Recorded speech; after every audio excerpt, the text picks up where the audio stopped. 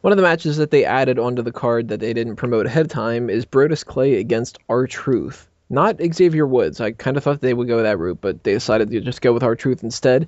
And this was one of the last times that we saw that potential healing of the tag team of Tons of Funk.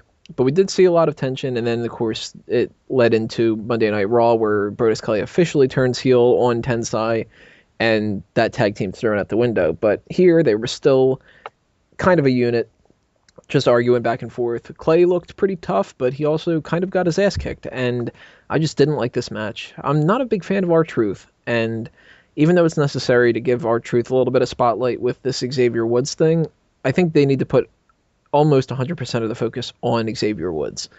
And if R-Truth is kind of wrestling on the pay-per-views and Xavier Woods isn't, it's kind of a shame for Xavier Woods. He deserves it more than R-Truth does in my mind. And I like Brodus Clay, so having him lose, that just kind of bugged me.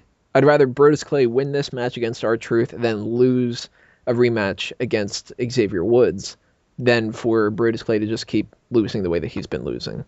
But I wasn't a huge fan of it, so let's see what you guys have to say. Peyton? I think you guys are being way too... Well, I can't say you guys. I think you, Tony, are being way too harsh on this match. I thought this was fine. I mean, once again, this is unannounced, something we didn't really think we were going to get, so it was a nice little extra put in there. It was short, so it didn't offend you for how long it was there. And I think you're mostly being truly unfair to R-Truth. I think R-Truth is in a really good spot right now. I think this is the best he's ever been as a babyface. And holy shit, is this guy over.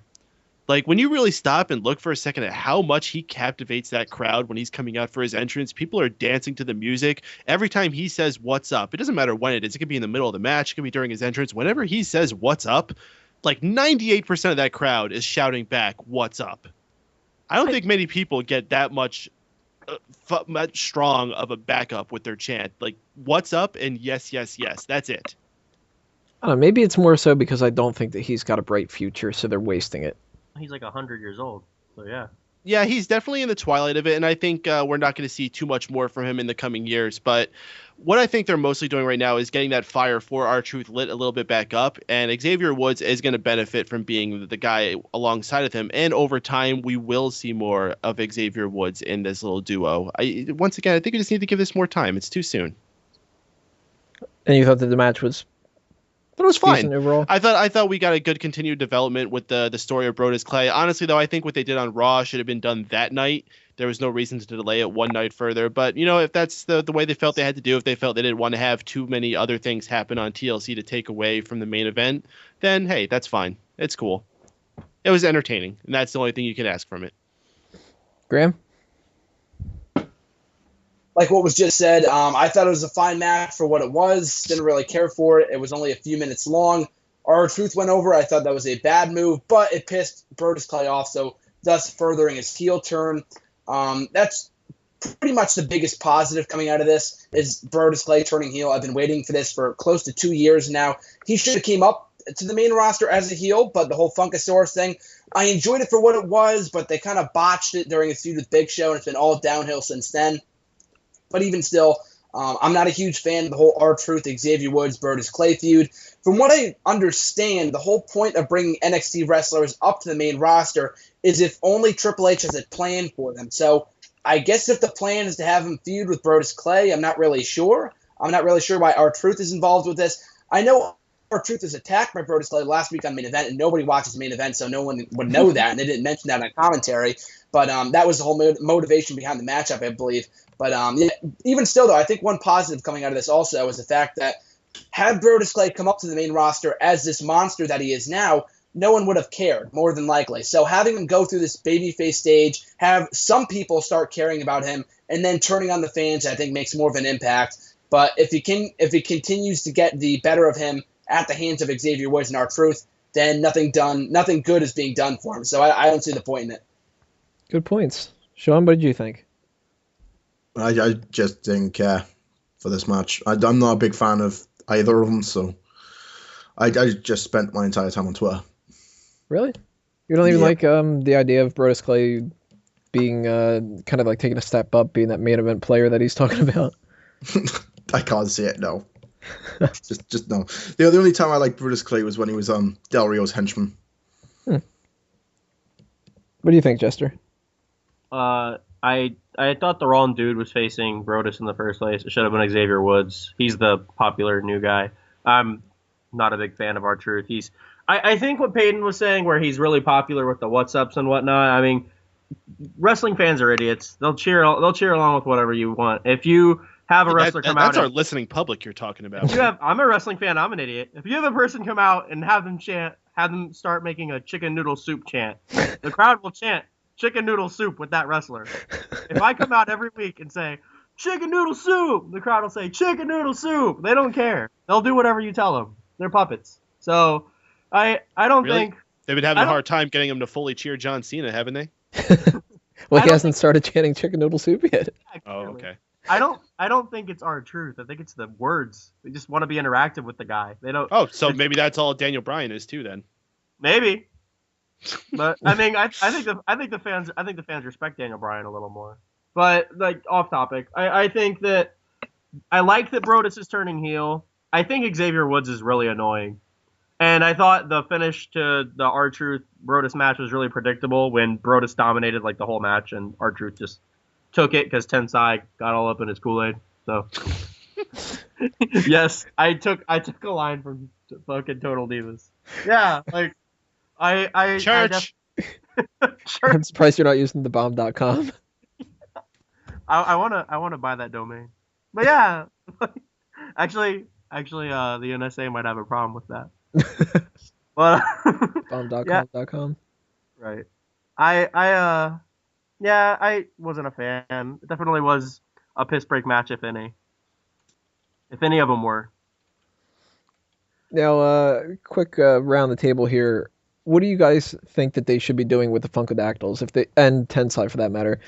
They're going to obviously not stick around with Brodus Clay. So if they don't do the Brodus Clay thing, are they still going to do tons of funk and include somebody else into it?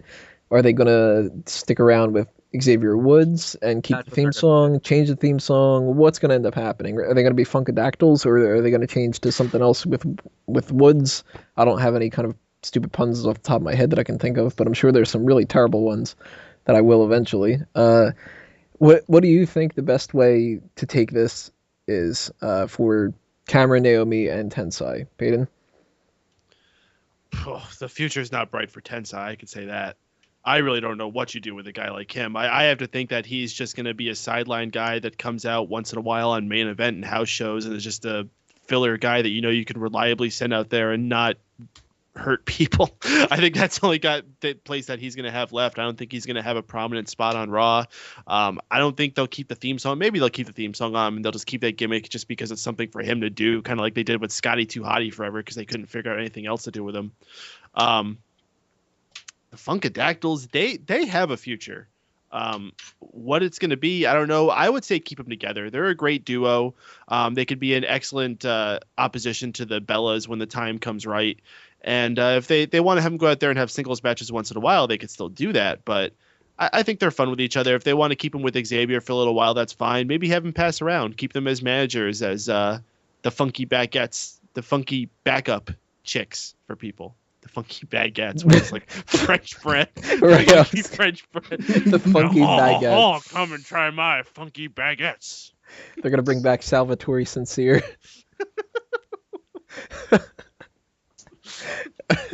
As much as I was 100% sure that I could think of a terrible Woods pun, I think the funky baguettes beats everything.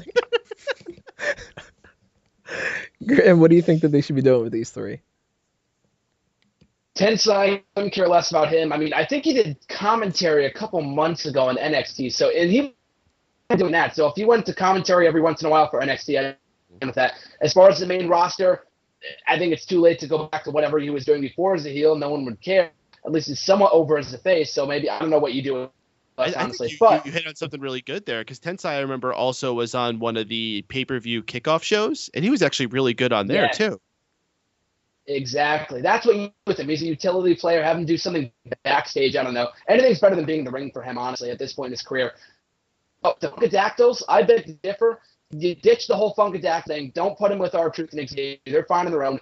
Ditch the Funkadactyl team. Just give them their real names and Ariane. They're real that they us. They have a step-on image on that show. They're very care Naomi more than Cameron. I couldn't care less about Cameron. I think she's terrible. Naomi has a much brighter future in the ring than Cameron does. If you want to bring them up, that's fine. But since they're on Total Divas and they're already incorporating that into all the storyline, and it's confusing because they use their real on that show and they don't in WWE television. So I think this is the perfect opportunity. I think we might have lost. And he's gone. I think we might have lost you there, Graham. We're gonna try to fix that out. In the meantime, Sean, what do you think they should do with 3 of these people? I think Naomi's going to be a future Divas champion. Cameron has a future in my wet dreams, and Tensai is going to be released somewhere down the line. Tensai is going to be in your nightmares. Yeah. Graham, did we get you back? Yeah, I'm here. All right. So finish up what you were saying. What do you think about Cameron and Naomi? Oh yeah, I was just saying that they should just ditch the whole name of Naomi and Cameron. Since they go by the real names on Total Divas anyway, just call them Trinity and Ariane. Just establish their own image from Total Divas. People, they already incorporate the Total Diva storylines into WWE programming anyway, so it's a perfect opportunity to separate them from Tons of Funk, to start calling them Trinity and Ariane on WWE programming. Jester, where would you like to see this go? I think short term they're gonna just keep their music and stay with Woods and Truth. And the most you see out of Tensai is him maybe being upset that they dumped him, quote unquote, for Truth and Woods. And then he's either gonna be a part of the pre-show panel, or he's gonna just go away quietly into the sunset. I was gonna make a joke about him going to be a star in Japan, but I didn't feel like it. Also, for Naomi and Cameron, I think once the whole short-term being Truth and Woods backup dancers thing wears off, they'll probably end up Naomi will end up winning the Divas title down the line or something from AJ, and Cameron will probably go down to developmental and get some more training. She's a pretty girl. She's got a lot of passion for the business. I think she needs to work on her stuff more because she's too green. I'd like to see some kind of a pairing between Cameron and Sasha Banks from NXT. I think the two of them can work out pretty well. Maybe they start their own tag team. Maybe they ditch the whole Funkadactyls thing and they split up, and Naomi can go off on her own and just be another generic diva like they do with Natalia and all that. Nobody really needs to be paired together 100% of the time, other than maybe the Bella Twins. But, they could use another person just in the same league as Alicia Fox and Oksana and Caitlyn and all that. So Naomi can fill that spot. And Cameron, I don't think that she could, so she needs something, but maybe she could be more of a manager to somebody, because she does have personality. And if you're a fan of Total Divas, you can see that Ariane is a big personality, and I think that they can use that really well. Tensai, I don't know about Tensai. He's fucked. There's no way he's going to be worth a damn on his own. So he either gets another tag team partner, and I have no idea who that could possibly be. That would have to be somebody from NXT too. Or bring back Scotty to Harty, I assume. Oh, I like that. That's actually really funny. You know what I could see WWE doing, and I hope that they don't, but I really could see them doing this, at least for a little bit, pairing him up with Santino. I really could see the two of them tag teaming. Ew. No, you know what they could do? Bring back Test and have Test and Albert reform. If they can bring that back, then I really want to see how they'd be able to. Well, why not? Is he got a drug problem or something? Test is dead. I know he's dead. That's the freaking joke, guys. God. Jeez. The joke is that he's dead. Yeah. That's a joke. How mean. I'm not a nice boy.